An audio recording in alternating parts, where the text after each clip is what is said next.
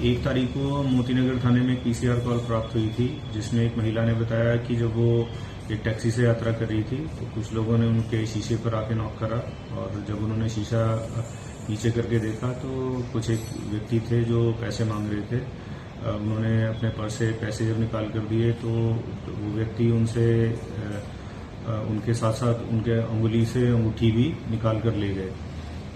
घटना पर काम करते हुए एसएचओ मोतीनगर की निगरानी में एक टीम का गठन करा गया और आसपास के कैमरा चेक करवाए गए। उसमें कुछ संदिग्ध व्यक्ति हमें दिखे जिन्होंने अपने शरीर पर कुछ एक राख तरह का कुछ एक लपेटा हुआ था, और वो गाड़ियों के साथ इस तरह की छेड़छाड़ करते हुए कैमरों में नजर आ रहे थे।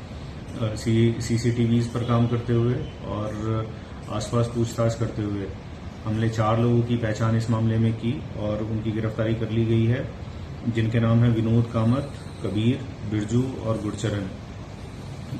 इनके रोल अलग अलग हैं, कुछ एक इनमें से घटना में शामिल थे और कुछ ने बाद में उसकी इस प्रॉपर्टी को डिस्पोज ऑफ होने में सहयोग करा था। इस पूरी जांच के दौरान जो उसमें डायमंड पीसेस लगे हुए थे अंगूठी में, उनकी रिकवरी कर ली गई है, और सोना जो इन्होंने अंगूठी का पिघला लिया था उसकी भी रिकवरी कर ली गई है। इन लोगों से पूछताछ करी जा रही है और ये जानने का प्रयास किया जा रहा है कि इस तरह की और किन घटनाओं को इन लोगों ने अंजाम दिया। दिल्ली में बाबा बनकर लूटने वाले गैंग की सक्रियता सामने आई है। ये लोग सड़क पर भिक्षा मांगने के बहाने गहने झपटते थे और फिर ऑटो से फरार हो जाते थे।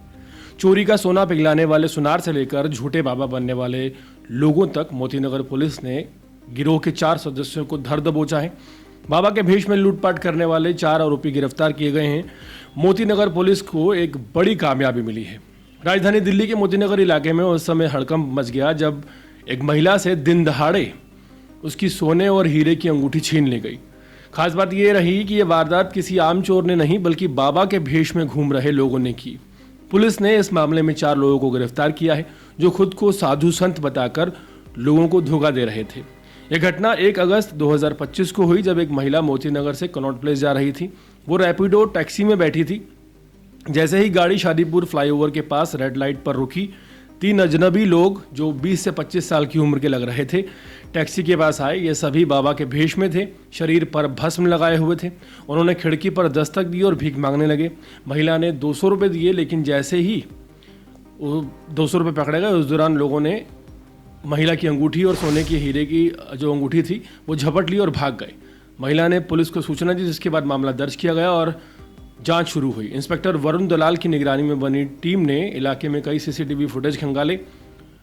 फुटेज में आरोपी एक ऑटो में भागते दिखे। पुलिस ने ऑटो का नंबर निकाला और पता चला कि महिला के नाम पर है, जिसने ऑटो विनोद कामट नाम के शख्स को किराए पर दिया हुआ है। पुलिस ने विनोद को अशोक पार्क मेट्रो स्टेशन के पास से पकड़ा। पूछताछ में उसने पूरी कहानी उगल दी। इसके बाद पुलिस ने झुग्गी इलाके से कबीर और बिरजू को भी दबोच लिया। तीनों ने अपना गुनाह कबूल कर लिया है। उन्होंने बताया कि अंगूठी को उन्होंने गुरुचरण नाम के एक सुनार को 26,000 रुपये में बेच दिया था। गुरुचरण को जीटीबी नगर स्थित उसकी दुकान से पकड़ा गया है। उसने भी जुर्म स्वीकार कर लिया है और पिघला हुआ सोना और अंगूठी में लगे 61 हीरों के टुकड़े पुलिस को सौंप दिए। पुलिस ने पूछताछ में ये भी सामने आया है कि विनोद कुमार कामट इन आरोपियों को गाड़ी मुहैया कराता था। कबीर जो 19 साल का है, बिरजू का बेटा है। उनका एक और साथी अमर जो अभी फरार है, बिरजू का सगा भाई है। सभी आरोपी महात्मा के नाम पर भेष बदलकर लोगों से ठगी और चोरी करते थे। पुलिस ने इस मामले में अब तक पिघलाया हुआ सोना और हीरे के टुकड़े बरामद कर लिए हैं। ऑटो और भेष बदलने के लिए इस्तेमाल किए गए कपड़े और मेकअप की किट बरामद कर ली गई है। 4 आरोपी पहले भी आपराधिक मामलों में शामिल रहे हैं, पुलिस का कहना है। पुलिस अब फरार आरोपी अमर की तलाश में जुटी हुई है। ये गिरफ्तारी मोतीनगर पुलिस के लिए एक बहुत बड़ी सफलता मानी जा रही है। इस पूरे मामले से एक बार फिर साफ हो गया है कि अपराधी अब लोगों को धोखा देने के लिए किस हद तक जा रहे हैं। यहाँ तक कि बाबा का भेष भी अपना रहे हैं और बाबा बनकर किस तरह से लूटपाट कर रहे हैं। लेकिन मोतीनगर पुलिस की सतर्क और तेज कार्रवाई ने यह साबित कर दिया है कि कानून के हाथ बहुत लंबे होते हैं। आरोपियों को पकड़कर ना सिर्फ पीड़िता को न्याय दिलाया है, बल्कि इस इलाके के लोगों के लिए भी राहत की खबर है। अब ज़रूरत है कि आम जनता भी सतर्क रहे और ऐसे भेष में घूमते अजनबियों से सावधान रहे, क्योंकि ठगी का चेहरा अब साधु की भेष में भी सामने आ सकता है, जिस तरह की वारदात सामने आई है। तो आप लोगों से भी गुजारिश है कि अगर आप किसी को पैसे देते हैं, भिक्षा देते हैं, तो सतर्क रहें। भिक्षा देना गलत नहीं है, कुछ लोग जो ये साधु संत हैं इनको बदनाम करते हैं, लेकिन ये सुनिश्चित करना आपको ज़रूरी है कि आपकी जान को ख़तरा ना हो, आपके गहनों को ख़तरा ना हो, कहीं आपको लूट ना लिया जाए। पूरे मामले पर आपकी राय भी ज़रूर जानना चाहेंगे, कमेंट सेक्शन में ज़रूर बताएं।